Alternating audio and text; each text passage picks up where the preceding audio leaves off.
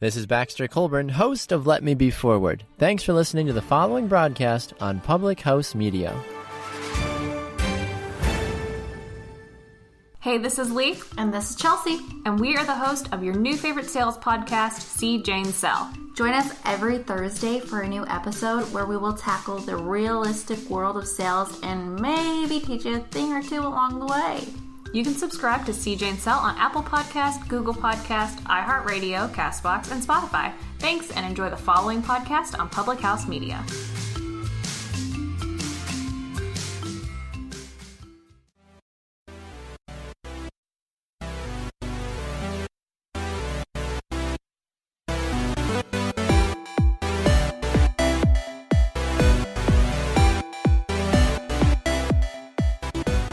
Hello and welcome to another edition of Your Soccer Passport World Cup edition here on Public House Media.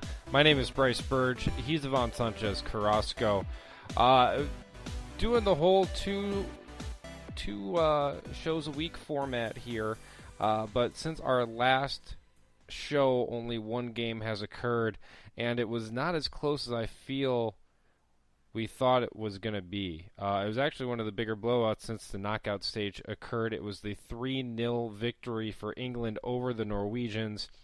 Very early on goal for the Brits as Scott hit one in just the third minute, followed by White at the 40th minute. Bronze added the third and final goal in the second half. This was a surprising scoreline given what we had talked about previously with the Norwegians. What were your thoughts on this game? Yeah, first I think for England they were very clinical, and for the second time in a row I saw them really put the pedal down, which they didn't do in the group stage. And the Cameroon game was a little, we talked about how weird that game was. So for them to do it against this quality of opponent, a team that's coming off so much confidence, for them to really kind of keep pushing and really put Norway under this immense pressure was a great time for England. And it really shows how they've kind of grown from this game, and the fact they got after it right from the start. Scott with that goal off the post in the first 3 minutes, attacking wide and coming back in. And the second goal coming in a similar manner where they're going out wide, they're coming back in, they're really stretching Norway. It was fantastic to see for the England side. And White's been on fire. Pretty sure this is about her 5th goal this tournament. The last goal was a Brocken, absolute beauty as well, from Bronze off a free kick. I was really impressed by England in that regard. For Norway, I was a little disappointed. I thought they looked tired. They didn't make the most of any opportunities they kind of created. They looked like they were just, heavy legs as well. And I think part of that also has to do with how well England were. It's not like Norway didn't have their chances. I mean, that's the thing that kind of blew me on this one, is that even though that Norway lost as badly as they did, they still had 4 shots on goal. They still had 12 shots total. They possessed the ball a little under half the time. I think England had just one more pass than Norway did the entire time. That efficiency that they were able to bring for England, I think, is something that hasn't really been discussed so far, because England has had some bigger games this tournament. Not only did they win big against Cameroon, nobody really talked about how good England was in that matchup because of everything else that happened. They blew the pants off of Japan, one of Japan's best games of the tournament, and they held on for what was Scotland's best game of the tournament, in my opinion, too, to open things up, to win 2-1 in their first game of this tournament. I mean, England's very quietly been a beast of a squad. Yeah, I think you're right. They have been very, very good. I think we could, just because they played well in the group stage but never really shut the door, and then the Cameroon game was kind of an odd game, as we've talked about. But you're right, they have played really well this tournament, and I was impressed by, again, just how they constantly were going at you. They're going at you. Norway did create a couple of good chances. They had a shot cleared off the line.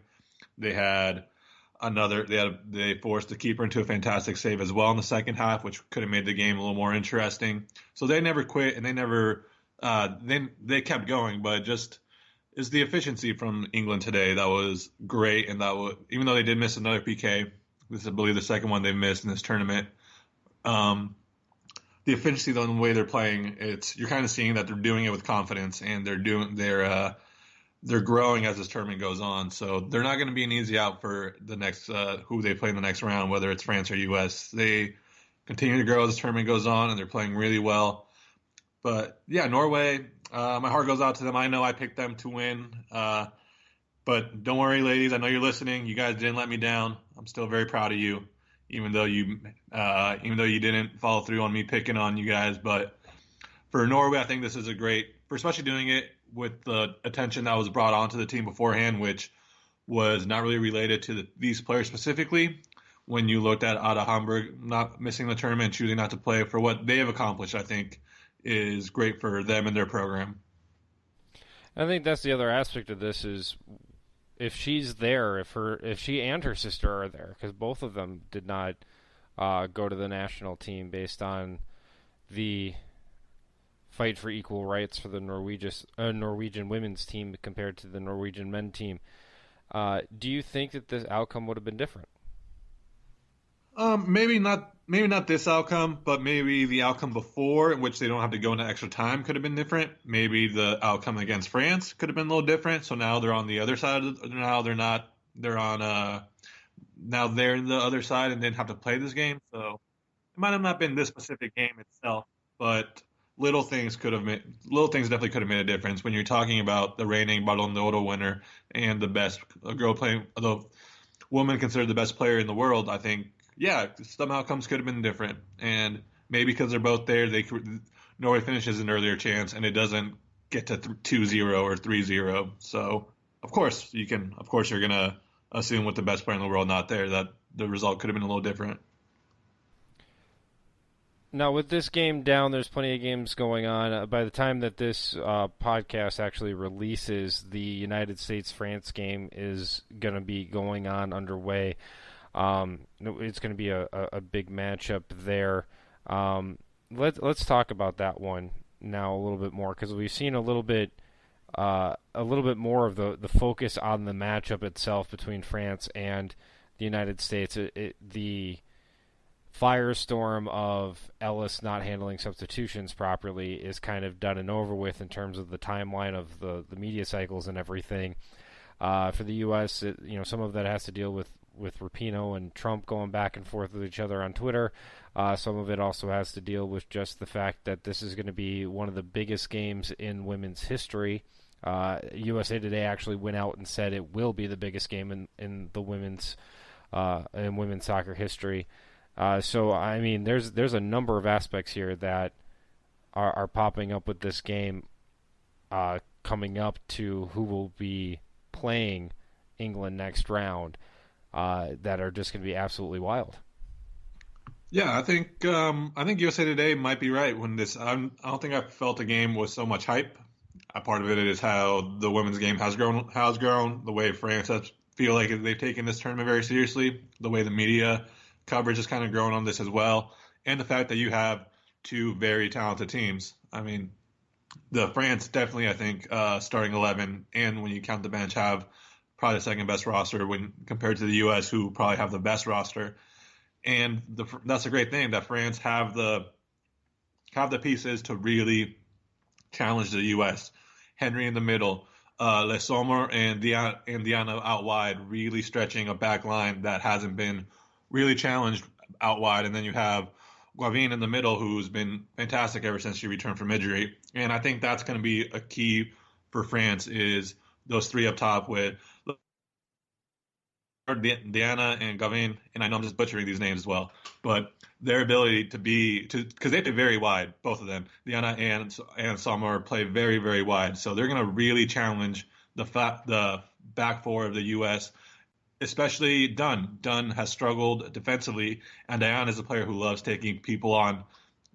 So I think that's going to be a key factor for them. And then Renard and Blockbethy have been fantastic in the back for France, and they're the kind of center backs who will not be intimidated by the U.S. attack. They're going to feel comfortable defending them. I mean, you have they're considered the two. They're considered one of the Renard's considered the best center back in the world, probably. So why would she fear the U.S. attack? They're going to respect them, but this team will not fear the U.S. team. Just the last 3 games in itself is a showcase of why I would not think that this a French team would be scared of the United States, and the fact that you have right now a team that has held arguably the best team in the world winless in their last 3 matches. They've all been friendlies, but winless. And they beat them earlier this year. No. France won that game. Yeah, and then France the last 2 were draws. Yeah, they're not going to fear them. Yeah. So, I mean, the United States is going their biggest dry spell in terms of finding the win and finding their favorable result in the scoreboard is against the French. And that whole concept, I think, is interesting because now when you've kind of played up the bad boy aspect and you taken on the villain role and all that other kind of thing that the United States has, and you're going up a team that has legitimately had your number the last couple times out, it's an interesting spot, and I'm not sure right now what kind of offensive showcase that the United States can show to really flip the script. Yeah, this game I think is going to be, while the attacks are both really great. I think can the French control the midfield? If they can do that, if Henry can neutralize the U.S. back center 3, U.S. is going to be in trouble because then France is really going to put a lot of pressure on that back line.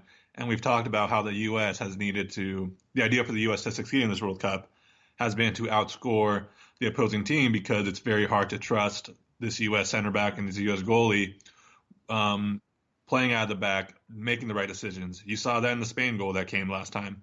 It was off a defensive goalkeeping miscommunication mistake. If you do that against this French team, they're going to bury you.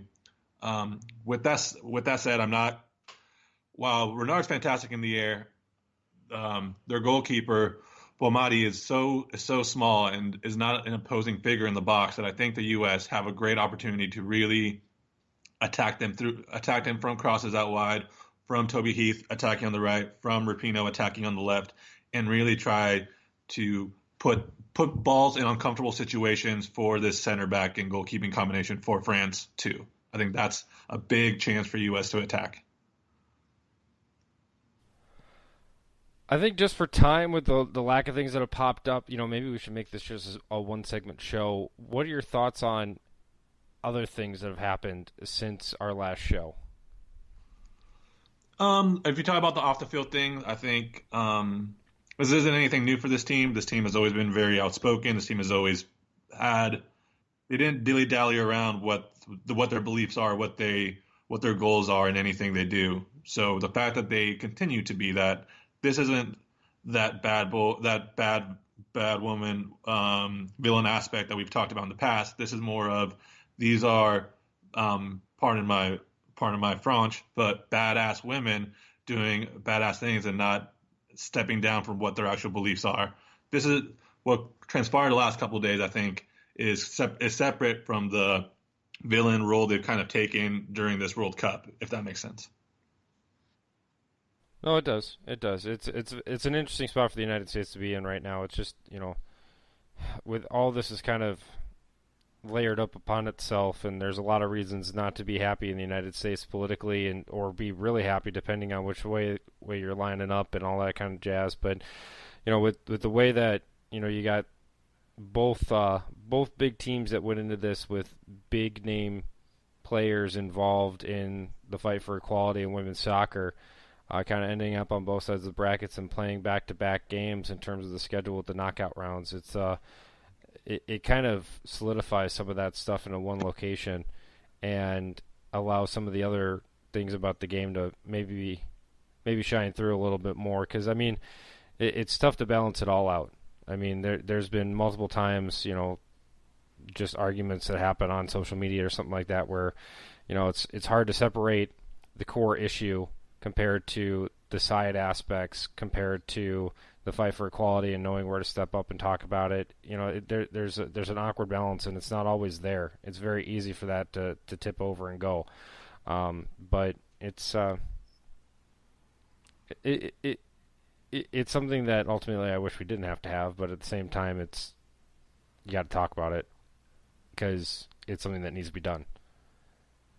Yeah, I agree, and I think this again what transpired the last couple of days is there's nothing new when it comes to what these women have thought, especially when you talk about Megan Rapinoe and the man and what she's thought and what she stood for. She hasn't flinched at all in those beliefs, and she continues not to.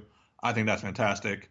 Yeah, and I think it's just, if anything, you've kind of seen the more support from the women's team over the last couple of days, again, from them standing their ground and them having each other's back and when it comes to the nature of something like this. Definitely adds another wrinkle to it all when you think about what this kind of goes into creating the biggest game in the world and the biggest opportunity for the women's game to kind of showcase itself amongst the history of the sport, not just in one gender, but overall in terms of how big of a game this will be in the impact that it has moving forward with the way that the World Cup is set up, as well as all the extra stuff to it. So it'll be interesting to watch. It provides a lot of other storylines that happen around the pitch, not just the ones that are on it. It'll be nice to see what these two teams can do tomorrow or day of release for the podcast here. But that will do it for this episode of Your Soccer Passport. He's Ivan Sanchez Carrasco. I'm Bryce Burge. Thanks for listening.